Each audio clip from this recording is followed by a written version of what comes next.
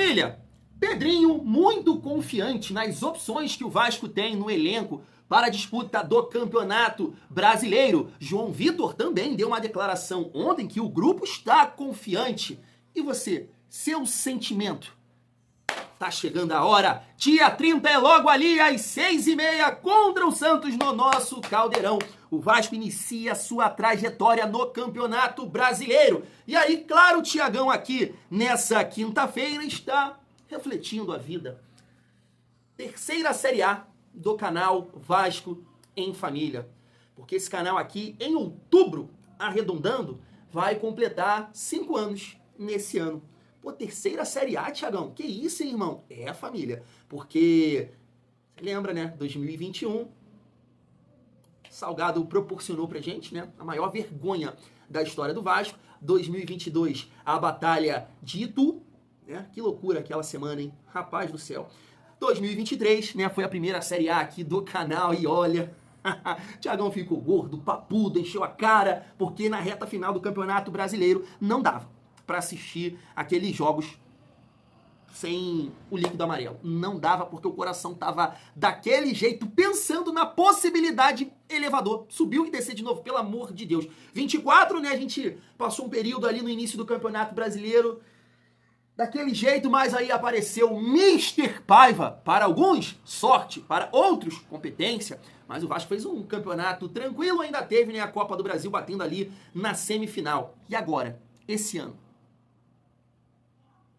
Eu acho que a gente tem que mudar uma certa realidade do nosso Vascão. Por quê, Thiago? A gente vai destacar aqui uma avaliação do público. A galera que votou lá no site do GE. E aí colocaram o Vasco numa condição, assim, cara, de clubes como Mirassol, Juventude, Vitória, Ceará e Sport, RB Bragantino. Não. Tem que mudar essa realidade. Quero trazer aqui também o Eric Johnson, né? Sempre tá participando com o Edmundo, mas ele tava lá numa resenha no programa do Neto, Os Donos da Bola, e ali fez uma comparação também de Vasco e Brasil, né? Esse atropelo que o Brasil levou aí da Argentina, uma resenha maneira. Além disso, quero falar aqui sobre o Cleiton, que deu uma entrevista lá em Portugal e falou sobre o Vasco. Vamos falar também sobre o atacante colombiano do Fortaleza, que teria sido oferecido para o nosso Vascão. Vamos entender toda essa história e também projetar o jogo contra o Santos, né? Ontem o Joel Silva fez uma bela entrevista com o Pedrinho e também falou sobre a provável escalação, time que o Carille vem trabalhando, visando esse confronto. Eu quero saber de você se você faria alguma mudança. Chega aí que tem muita resenha nesse vídeo, mas antes, deixa eu te pedir aquela moral. Se não for inscrito aqui no canal Vasco em Família, se inscreve, deixa o like e ativa o sininho para não perder os próximos vídeos. Vamos seguir a nossa resenha. E eu queria destacar essa entrevista do Cleiton. Família, acabou aqui que eu lembrei agora, a gente vai destacar também uma entrevista do BTB Esportes com o treinador do Porto Cabello, que se chama Vasco Faísca, se eu não me engano, ele falando também sobre esse confronto. Lembrei aqui agora. Mas tá na tela para vocês, ó. Cleiton sobre sua passagem pelo Vasco. Tá aqui, ó. Cheguei ao Vasco com grandes expectativas, mas um jogador precisa de minutos para ganhar ritmo, confiança e sequência. Precisava de mais oportunidades para mostrar meu potencial, relembrou o artilheiro em entrevista à agência Lusa. Tá aqui um bom ponto para a gente debater sobre essa situação do Cleiton no Vasco, porque agora, novamente, né, em outro clube, o Rio Ave, porque quando o Vasco contratou ele se destacou no Casa Pia, time que o Vasco, né, contratou o Nuno Moreira agora. E assim, é um bom ponto para a gente, né, resenhar aqui sobre o Cleiton, porque a gente tem alguns jogadores nesse atual elenco que podem viver esse momento de oscilação e de repente a gente tem que ter um pouco de paciência. Eu não tô falando que eu tenho essa paciência não, né? Mas o jogador pode futuramente render com a camisa do Vasco. E por quê? A gente tá falando aqui muito sobre o Lloyd recentemente, por essa resenha aí levantada pelo canal Atenção Vascaínos, que pessoas internamente teriam dito que é um jogador que não tem nível para jogar no Vasco, e o próprio Nuno Moreira também, que é um jogador que estava se destacando no Casa Pia, time que o Cleiton também, né, jogou lá em Portugal. Então eu espero assim, família, que esses jogadores possam, né, ajudar nesse sentido. Como assim, Thiagão? Já apresentar algo num primeiro momento. Você me entende? Já conseguir se destacar, mostrar recurso, mostrar, né, que tem qualidade, porque se no momento da temporada passar alguma dificuldade, a gente tem uma primeira imagem que, ó, rendeu, tem qualidade, só tá vivendo um péssimo momento, de repente é um treinador que não tá conseguindo tirar. Agora, se no início da trajetória já, sabe, não contribuir, aí realmente fica difícil. Aí é tipo o que o Hugo Moura passou, e ele até comentou ontem na coletiva, né, que chegou no Vasco, deu uma assistência no jogo contra o Fluminense para o Verratti, mas depois passou por dificuldade, né, ali contra o Atlético Paranaense e tudo mais, e depois deu a volta por cima, por isso que eu bati muito nessa tecla aqui nos nossos vídeos no início do ano, que o Hugo Moura seria titular do Vasco, e ele conseguiu nessa vaga aí novamente. Então, vamos torcer aqui para o Nuno, vamos torcer aqui para o Lloyd, num primeiro momento, né, entregar, claro, também o Garré. E é aquilo que eu já falei aqui com vocês, né, o Cleiton é um jogador que eu, brincando aqui, na época, né, para 2022, eu falei, poxa, o Vasco poderia apostar no Cleiton, porque ele se destacou no Vila Nova. Eu gostei dele jogando contra o Vasco, achei um atacante interessante, acabou que ele foi, acho que, para o Coritiba disputar a Série A e aí não vingou. Quando o Vasco estava contratando ele, eu gostei, falei, poxa, uma aposta interessante. Mas é aquela questão, o Cleiton no Vasco não foi uma questão técnica, foi uma questão de valores. E era muito alto, me parece, manter ele aqui, aquelas cláusulas, né, da 777, salário.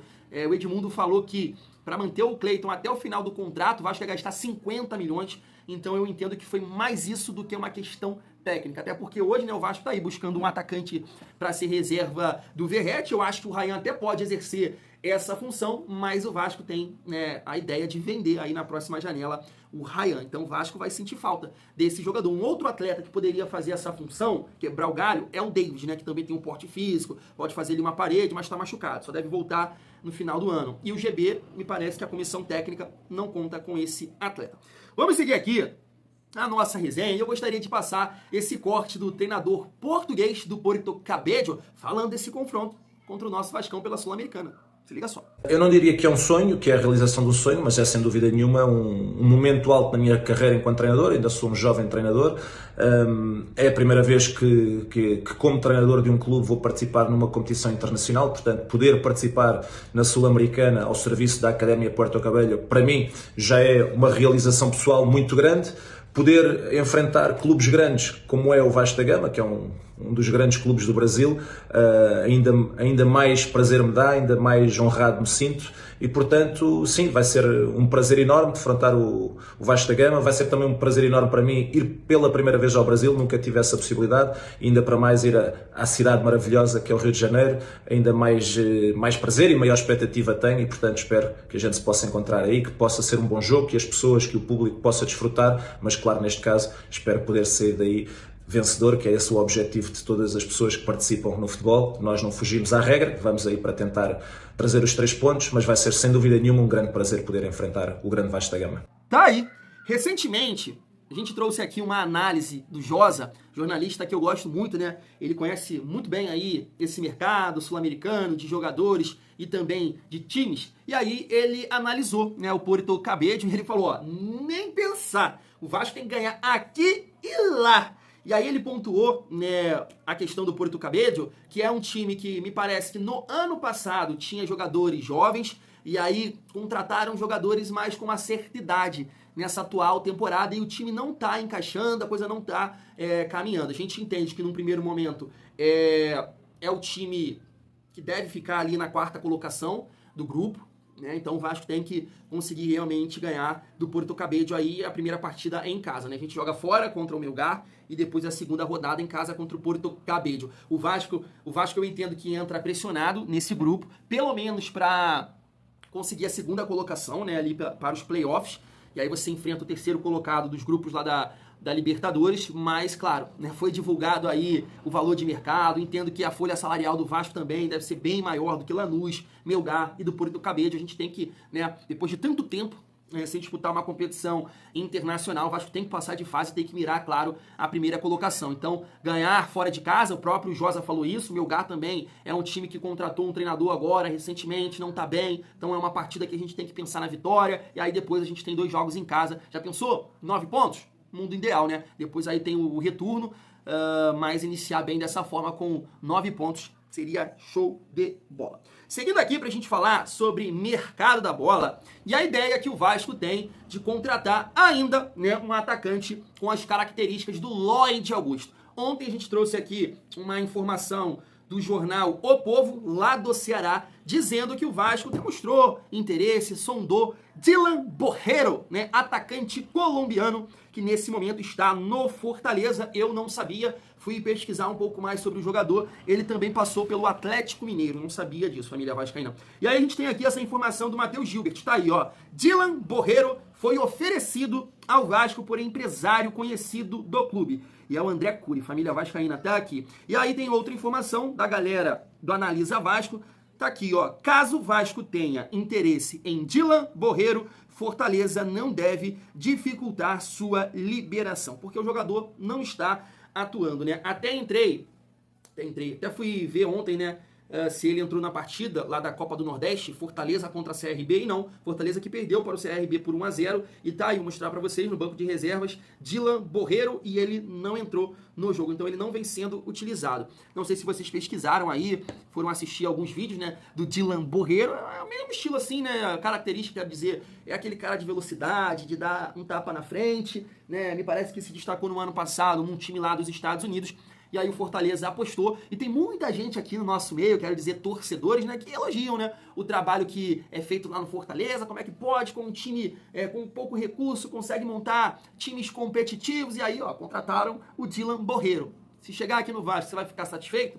Posso responder? Claro que não. Eu já falei aqui, não existe comparação, com todo o respeito pelo trabalho que é feito lá no Fortaleza, que em comparação com o Vasco, tá tirando onda. É o quarto, terceiro ano que vai disputar aí uma Libertadores, né? Tá tirando onda nesse momento, mas não existe comparação, família. Mas como o Vasco está se colocando no mercado numa posição de apostar, ainda mais agora, nessa janela doméstica, vamos ver o que vai acontecer. Chegando aqui na reta final do nosso vídeo, eu gostaria de passar essa participação do Eric Johnson no programa do Neto, e depois a gente vai trocar uma ideia aqui sobre essa avaliação do público em relação ao Campeonato Brasileiro. Se liga só. Ô, Eric, conta pra mim o que você achou do jogo, que você entende muito de futebol, e você como vascaíno maravilhoso, e eu que adoro o Vasco. Seleção brasileira jogou ontem como o Vasco vem jogando. Eu acho que o adversário não tem mais respeito pela seleção brasileira, assim como os adversários do Vasco também não estão respeitando mais o Vasco. Eu falo lamentando, né? Lamentando. Porque é desagradável você... Eu me dei bem, porque eu tenho 64 anos, então eu vi seleção brasileira, eu vi os melhores jogadores jogando e jogando representando. Eu estou falando só de seleção brasileira, não. O futebol deu uma caída muito séria. E você que é jogador de futebol, você que é empresário, preste atenção, bicho. Presta atenção, porque tá desagradável. O que a Argentina fez ontem com o Brasil E foi é que eles fazem sempre, né? Nossa! Mas eles jogam assim, eles poderiam até ter perdido, mas eles jogam assim. E foi uma falta de respeito. E essa opinião do Eric Johnson, eu acho que vai de encontro com essa avaliação do público divulgada pelo GE para o início do Campeonato Brasileiro. Eu tava vendo essa postagem aqui no Instagram do meu parceiro Marcelo, lá do Arena Vascaína Oficial. Tá aí, ó. Candidatos ao título, Flamengo e Palmeiras. Podem surpreender Botafogo, Corinthians, São Paulo, Galo e Internacional. Candidatos a coadjuvantes, Bahia, Fluminense, Santos, irmão. Que isso? Cruzeiro, Grêmio e Fortaleza. Risco de Z4. Mirassol, Vasco, RB Bragantino, Juventude, Vitória, Sport e Ceará. Então, a avaliação, de um modo geral, não vai de encontro, né, com a opinião do Pedrinho ontem, né, dizendo que o Vasco tem um dos 8, né, melhores elencos do Brasil. E assim, família, eu entendo que muito vascaíno vai concordar com isso aqui, tá? Que já tá revoltado da vida, né? E, sabe, são anos de dificuldade e acha, de fato, não tem essa opinião. O nosso time é ruim. Acabei de ver aqui alguns comentários. Thiago, o nosso time é horroroso. Acabei de ver agora. Se você ir nos comentários do último vídeo, você vai ver esse tipo de opinião. Só que, cara, eu acho que às vezes existe uma má vontade com o Vasco, tá? Porque quando você pega aqui alguns times, cara, por exemplo, o Santos, só por causa do Neymar, sabe? O Cruzeiro foi o sexto colocado do Mineiro, classificação geral. Grêmio, a galera tá acompanhando o Grêmio, gente. A galera tá acompanhando o Grêmio jogar aí. Passou 2 fases da Copa do Brasil nos pênaltis, né? E não conseguiu, né, o Campeonato Gaúcho, foi amassado dentro de casa pelo Internacional. Fortaleza tá aprontando direto também. Perdeu pro Altos outro dia aí, agora perdeu pro CRB dentro de casa. Então assim, aí pegam. E aí eu vou ali pra opinião do Eric Johnson. Pegam o confronto contra o Flamengo, que no primeiro jogo realmente, assim, triste de ver. O segundo, né, que já é ali os jogos da semifinal. Claro, é muito difícil, cara, tu assistir isso, a dificuldade que o Vasco tem para encarar o Flamengo. E aí faz um primeiro tempo até interessante, onde teve até mais finalização, mas no segundo tempo já cai a parte física e aí o Flamengo passa por cima. No primeiro jogo, da mesma forma, 30 minutos ali que você consegue competir, mas depois acaba. Só que a gente tá falando de um time, cara, que tá performando muito bem, que hoje joga o melhor futebol do Brasil. E aí é o meu ponto, tá? Eu não tenho certeza que esse time vai dar tranquilidade, que a gente vai brigar na parte de cima da tabela, eu não tenho essa certeza.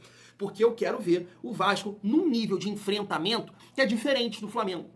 Porque o Santos não joga a bola do Flamengo. O Cruzeiro não joga a bola do Flamengo. O Corinthians não joga a bola que o Flamengo joga. É difícil falar isso, mas é a realidade. O São Paulo não joga essa bola.